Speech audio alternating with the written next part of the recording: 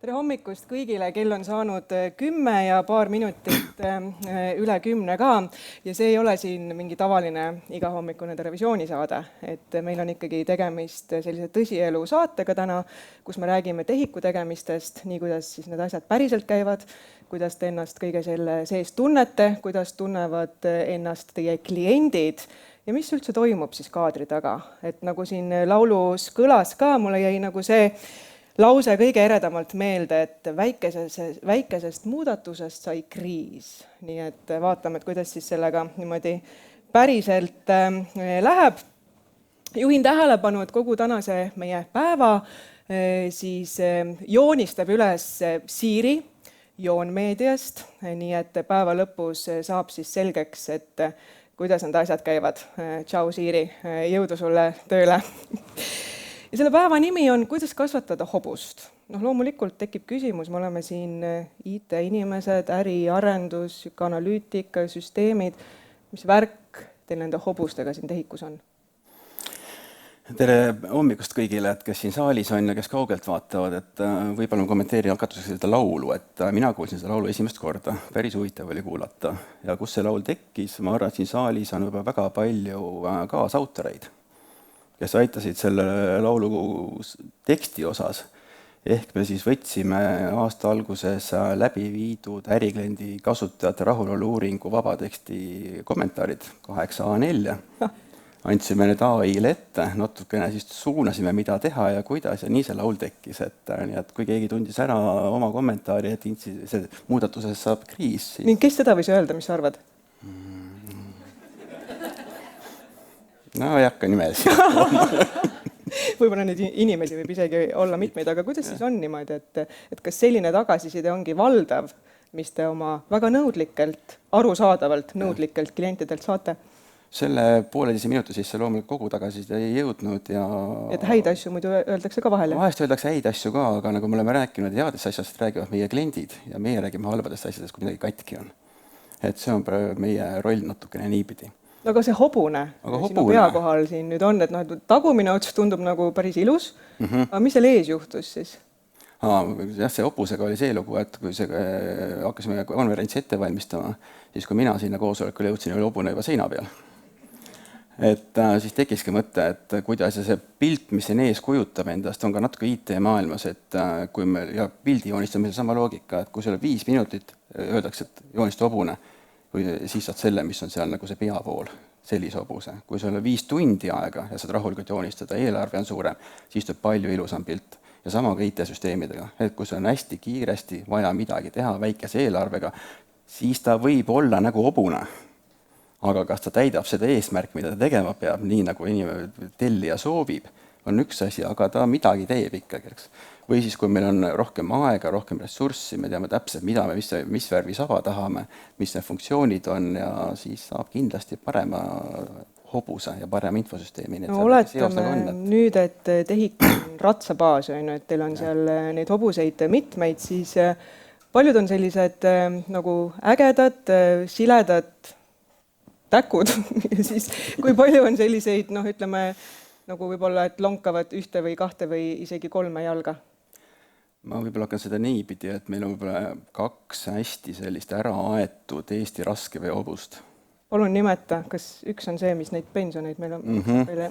Selles mõttes hea, et ma ei ole veel pensioni eas, aga kui ma oleks tegelikult päris murelik, õnneks lastetoetused üldiselt tulevad õigel ajal. Jah, aga meil on seal vaata see juba uus hobune juba aretusse pandud. Et tuleks väledam, kiirem. Et kui mina jõuan pensionikka, siis on valmis? Äkki varem, äkki mina jõuan. Olgu. Nii, aga kuidas teistega? Ja võib-olla teine raske hobune on ikkagi see tervise infosüsteem ka vanast ajast ka veel teine suur koorem, mida vedada ja pikad aastad on vedanud juba ja ka seal me oleme juba uue aretuse käima pannud. Aga mis niimoodi nagu vingelt kappab läheb kõige ees, et kelle järgi võiksid teised ka võib-olla? Vingelt kappab on meil ikka need värskemad uued arendused, võib-olla eeskujuks on väga tihti toodud Tööinspektsiooni infosüsteemi TEIS, kus ongi uutele tehnoloogiatele ehitatud ja modulaarne väga kihvt ja see siis kappab ees ja teised üritame samad tõugu äratada. Kui me siin hakkasime kohti valima enne tulekut, siis ma ütlesin Margusele, et istu sina siia keskel, et sa oled boss. Ja siis sa ütlesid, et siin majas sellist sõna ei kasutata üldse. Et kuidas teil siis need asjad käivad? siis natuke norivalt ainult kasutatakse, eks, et aga kuidas meil asjad käivad, et vaba õhkkond, hea suhtlus ja üritame asju ära teha koos oma klientidega, partneritega. Ja tänase päeva mõte võib-olla ongi ka see, et tuua kõik ühte tuppa, rääkida, mis me teeme, mis on väljakutsed, et seda koostööd rohkem, et on tegelikult TEHIK loodud selleks, et aidata ellu viia meie äriklientide ärivajadusi. Et kasutades IKT, IT-lahendusi ja tehnoloogiat, et kuidas see sümbioos väga hästi käima saada ja kuidas kaasata sinna juurde ka meie arenduspartnerid, koostööpartnerid, et kõik see töötaksime ühe tiimina erinevate nende raskehobuste juures või kuskil täkkude juures, kes meil seal on, et need hobused silkaksid niimoodi, nagu klient vajab ja kõik oleks hästi.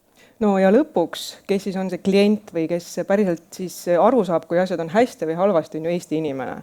Et mis te arvate, et mis Eesti inimene praegu arvab sellest, et kuidas asjad on sotsiaalvaldkonnas? Pensionär tunneb ennast hästi ja pension on siiamaani tulnud. Et, selles mõttes on ju positiivne. Aga kui üks päev ei tule, siis ta nii hästi ei arva enam. Et töö igapäev selle nimel käib ja me tiim, kes sellega tegeleb, ei saa ükski kuu esimesel kuupäeval puhata. Et seal on need nagu inimtööd on väga palju. Aga siis annate ikka vaba päeva pärast või? Ja me päris sellise töökiusuga ei tegele. Et mul on tundunud iseenesest TEHIK selline lahe koht, kus töötada. Minul neid oskusi ei ole, mida siin vaja läheb, aga mulje on justkui, et kui sa oled selline äriarendus, ärianalüüs, kõik see sind huvitab, et TEHIK on lahe koht, kus olla. Eile üks pangajuht ütles Pealtnägija saates, et õige inimene on ikkagi see, kes teeb tööd ka pühapäeva õhtul kell 9 ja ükskõik need lapsed ja redise põllud, et milline see teie ütleme selline mentaliteet on, et tegelikult teha on ju kohutavalt palju. Ma lugesin ka seda ja ma päris saadet ma pole näinud, ma lugesin pealkirja, kas ta mõtles tõesti seda, et kõik töötajad peavad pühapäeviti tööl käima või kui on intsident, kui on kriis, siis tullakse ka pühapäev välja. Maarta pigem mõtles seda teist. Ja meie mentaliteet TEHIKus, siin raportuseks pead, et ei mõelnud seda. Okei, vabandan, ma ei näinud seda saadet, aga... Tema ikkagi mõtles, et inimesed peaksid töötama, et kui neil see hästi välja tuleb ja neil meeldib, et milleks siis pühapäeval grillida? No pole mõtet, jah, siis teeme töödeks, aga me laseme inimestel grillida ka üldjuhul, et eeskujuna grillin palju, väljaspool tööaega väga palju tööd ei tee, aga kui kriis on 1. jaanuari hommikul 8, siis tuleb teha. Et me ootame ka oma inimestelt seda, et nad saaksid hakkama tööaja piires, aga kui on selline intsident lahendamist vaja tegevused, siis oleksid valmis toimetama ka öösel. Ma tean, et eile öösel üks tiim sai öösel kell 2 magama ja üks siin saalis viib ja see kell 1 magama. Need, kes toimetasid selle tänase ürituse? Ei olnud. Õhtul tuli teavitus, et mingid kriitiline turvaintsident on vaja ära lahendada ja siis hakati toimetama öösel kella 8 oli korras, me saadi magama minna. Et selline see elu on, aga see valmisolek peab olema meie inimestele, kes toimetavad sellises nagu just kriitilistes kohtades. Ma võib-olla kommenteeriks seda hobusekasvatust veel, kui tohib. Me rääkisime jälle sellest tõuaretusest ainult. Nii, sul on veel mõni mõte seoses hobustega? Seal on veel paralleele. Hobusega ja õige, sa käid ju Tallis ka vahepeal. Sul on hobustega ikkagi väga isiklik seda. Ma ei tahtnud seda rääkida. Olgu.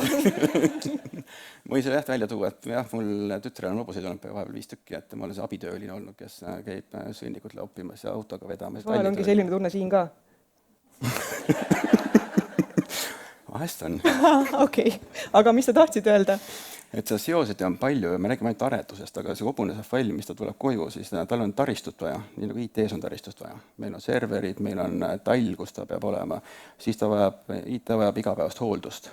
Tal on energiat, parandust ja nii hobune tahab iga päev süüa saada.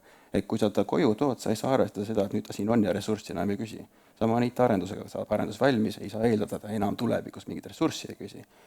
Et oli nii taristu vaja, on taris hooldada ja siis on need küberpätid ka, kes meil külas käivad IT-maailmas, aga seal on vaata hundid on metsas, eks. Sa pead selle perimeetri ka kinni panema, et hundid ei saaks hobustele liiga teha. Ja ressursse ei ole ja raha ikkagi on see põhivärk, mida oleks vaja juurde. No esiteks on see, kui oma kogemuses ütlen, kui ma hobuse võtan, siis ma pean mõtlema ka nende teiste sammude peale. Ma ei saa öelda, et ma 3 kuu pärast süüa ei anna, eks. Või siis, kui sa tead, et sul ei ole piisavalt vahendeid näiteks, siis sa ei saa hobust võtta. Äkki võtan poni, sööb vähem. Et selline mõte võib-olla siit tänasesse päeva kaasa, et võib-olla alati valmis ei ole mõtet suurt asja ette võtta, mida sa lõpuks ei suuda ära teha. Teeme nagu pisikese. Kahjuks poni ei kasva väga suureks. Poni ei kasva. no aga üks asi veel huvitav mõelda, et ka intsidendid, vaadake sellest loomamaailmast, ma ei tea, kui paljud on kursis sellega, et üks Eesti parima sporthobune Palladium kunagi, mille pärast hukkus ta lihtsalt üks hommik vigastas oma jala. Ja tuligi magama panna. Üks kõige kallimaid Eesti hobuseid, sama võib ka meil olla üks päev on intsident ja siis me ei maksa pensioneid. me ei taha sellesse maailma jõuda, nii et loodame, et ikkagi...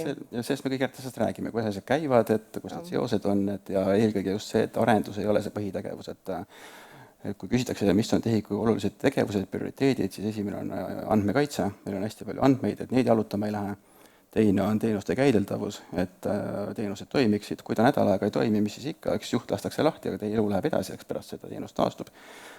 Siis kui aega üle jääb, siis tegema arendustega ka. No vot, need on need olulised teemad, mis täna saavad siin kõik üksipulgi läbi võetud. Meil on sisukaid ettekandeid, meil on tuliseid paneele, meil on rösti, meil on kuuma tooli ja meil on natukene muusikat veel, mis siis võtab kokku neid tehiku tegemisi ja